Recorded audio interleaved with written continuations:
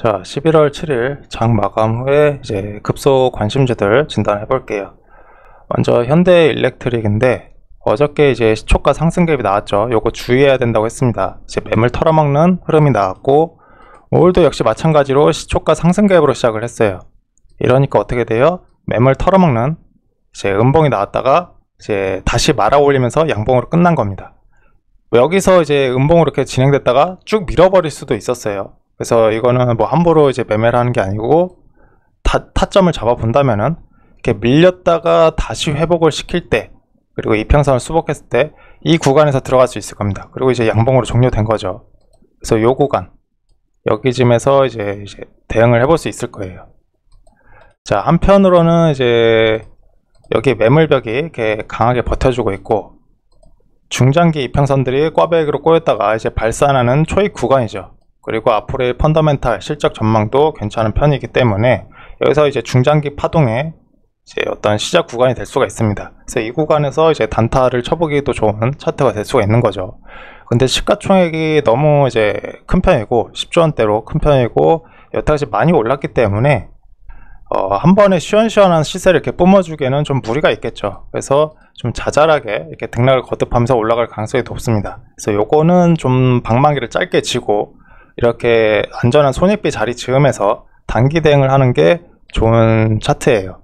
그렇게 보면 되겠고, 그리고 SY스틸텍, 현대에버다임, 일신석재, 그리고 SG 같은 경우에는 어저께 이제 장대 한번 급등한 우크라이나 재건 테마주인데, 자, 요 종목들은 제가 완성도 높은 차트가 아니라서 추격 매매를 하면 안 되고 애시당초 이렇게 눌림목 타점을 주든가 아니면 아예 돌파를 한 이후에 노려봐야 된다고 했어요.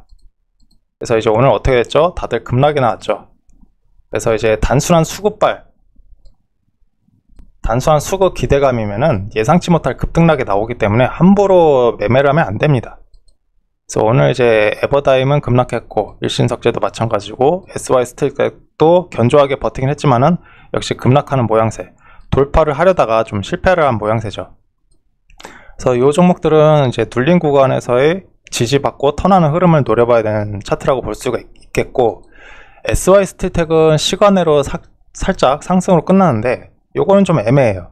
여기서 더 내려갈 수도 있는데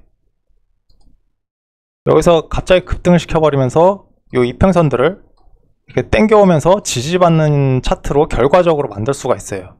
이런 부분 염두에 둬야 됩니다. 그러니까 수급이나 재료가 아주 강하다 싶으면은 이런 경우가 종종 일어나기 때문에 요거는 참고를 해야 돼요. 그 예시가 SG죠. 오늘 여기서 이제 하락갭으로 시작을 했는데 오늘 결과적으로 장대 양봉으로 끝나면서 지금 이동평균선이 이렇게 위로 딸려 올라왔잖아요. 그래서 결과적으로는 지지받는 차트로 이렇게 모양새가 딱 나타난 겁니다. 이런 식으로 연출이 될 수도 있기 때문에 이제 염두에 둬야 돼요.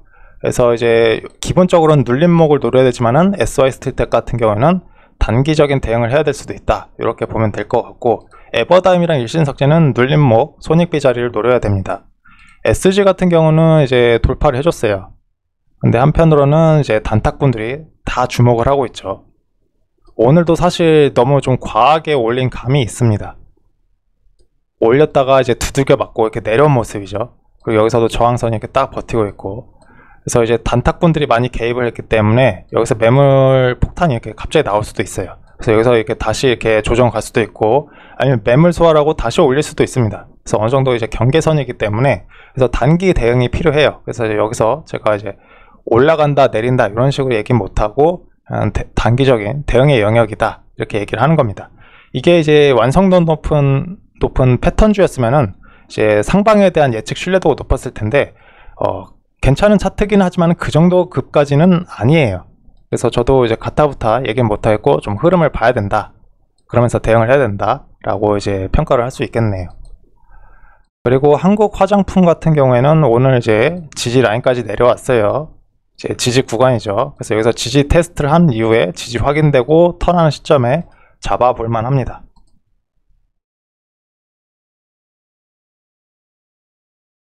자, 어딨냐, 한국 화장품 제조가. 자, 여기서 돌린 흐름에서 이제 매매를 해볼만 해요.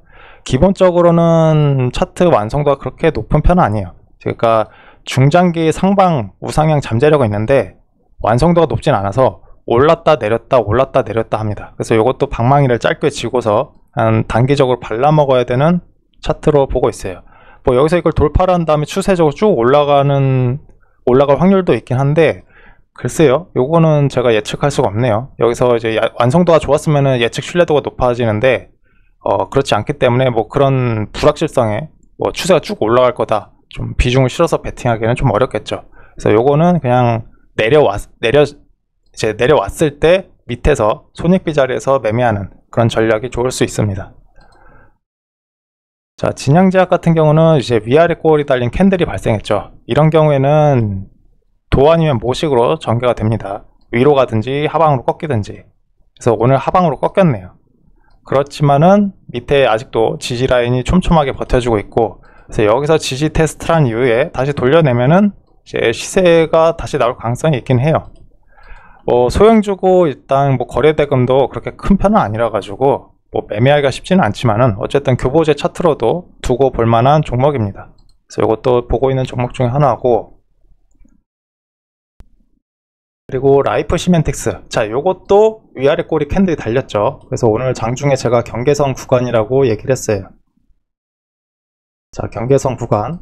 만약에 내일도 이제 견조한 흐름이 나타나면은 한 번 더 슈팅이 나올 수도 있습니다. 그러니까 오늘 진양제처럼 매갈이 없이 이제 하락하는 게 아니라 이제 흐름을 봐가면서 대응을 해줘야 되는데, 근데 장 막판에 시간의 상한가로 닫아버렸어요. 갑자기. 그래서 뭔 일인가 싶었는데 삼자 배정 유증 공시가 나왔고, 그리고 이제 우주 테마로도 분류가 되고 있네요. 그래서 갑자기 시간의 상한가로 나왔는데, 그래서 내일 아마 갭 상승으로 시작할 가능성이 높습니다. 이러면 이제 차트가 꼬이는 거죠. 이제 판단하기가 어려워지는 겁니다. 뭐 여기서 뭐 추격 매수하기도 어렵고, 자, 아티스트 유나이티드처럼 여기서 갭 상승 이후에 이제 매물 폭탄이 떨어져 가지고 이렇게 쭉 내려올 수도 있는 겁니다. 자, 이것 같은 경우는 애초에 여기서 타점을 어느 정도 안정적으로 줬죠. 그래서 목표가에 도달했어 가지고 이제 여기서 익절하게도 판단하기가 깔끔해 가지고 여기서 던지고 나왔습니다. 근데 라이프 시멘틱스는 아니죠. 매수 타점도 애매하고, 또 여기서 쭉 올라간다고 보기에는 일단 차트 완성도가 그렇게 높다고 보지는 않고 있어요. 그래서 추경 매매? 그러니까 상단에서 또 매매를 한다? 이것도 고려하기엔 좀 애매한 차트입니다. 그래서 지금 오히려 시간의 상한가는 그렇게 좋지는 않다라고 보고 있어요.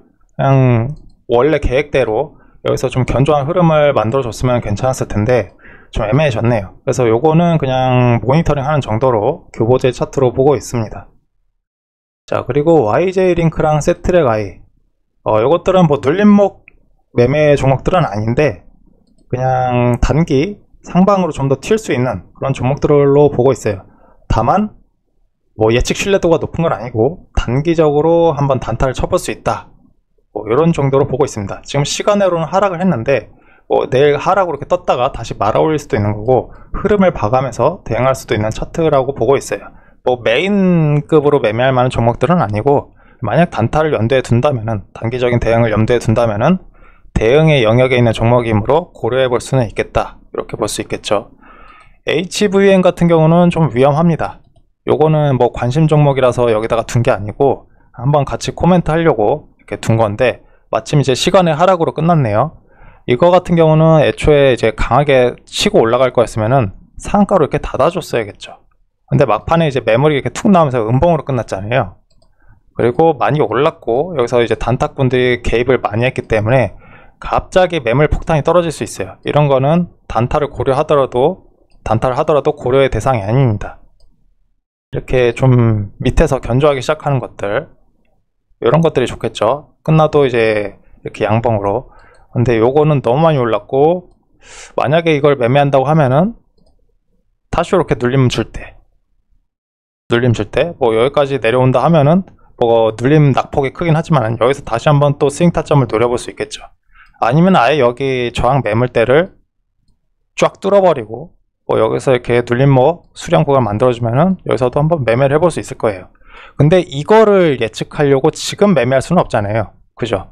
그래서 여기서 싸게 매수하려고 들어가면 안 되고, 어설픈 추격 매수를 하면 안 되고, 이런 건 위험하니까 그냥 패스해야 된다는 겁니다. 그래서 요거는 좀 위험해 보이네요.